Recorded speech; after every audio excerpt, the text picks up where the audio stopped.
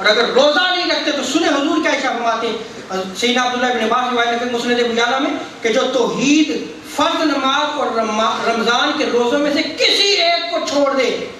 حضور شاہ فرماتے ہیں وہ اللہ کا منکر ہے، وہ اللہ کا انکار کرنے والا ہے،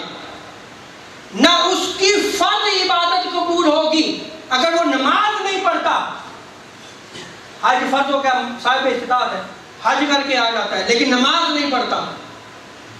حضور کیا ارشاد فرماتے ہیں اس کی فرض عبادت قبول نہیں ہوگی۔ اکثر سوال ہوتا ہے جی اکثر جو ہے حج کر کے آتے ہیں پھر نماز ہی نہیں پڑھتے، اگر نہیں پڑھتے تو حضور کا کیا ارشاد فرمایا اس کے بارے میں کہ اس کی تو وہ فرض عبادت ہی قبول نہیں ہے۔ اور آگے حضور صلی اللہ علیہ وسلم کیا ارشاد فرماتے ہیں اور نہ نفل عبادت قبول ہوگی اس کی۔ یہ میلاد منانا، یہ عرس منانا، یہ نفل عبادات میں آتا ہے،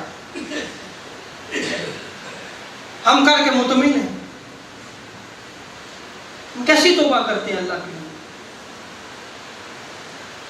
کیونکہ توبہ کا تعلق حقوق اللہ سے بھی ہے اور حقوق العباد سے بھی ہے۔ اور اسی طرح زکوٰۃ جو ہے وہ صاحب نصاب پر سال گزر چکا ہو تو اس پہ زکوٰۃ فرض ہے، کوئی ہیلا اور حجت جو ہے وہ کام نہیں آئے گی۔ قرآن مجید میں سورہ توبہ میں اللہ تبارک و تعالیٰ فرماتا ہے یوم یحمى علیہا فی نار جہنم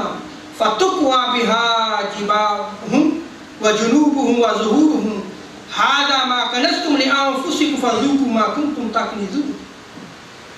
رب تعالیٰ فرماتا ہے کہ انہیں شدید گرم عذاب دیا جائے گا،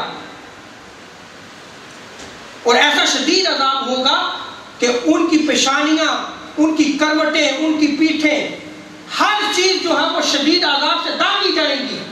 شدید عذاب دیا جائے گا۔ اور پھر انہیں کہا جائے گا یہ وہ مال و دولت ہے جسے تم جمع کرتے تھے اور اس کی زکوٰۃ نہیں نکالتے تھے،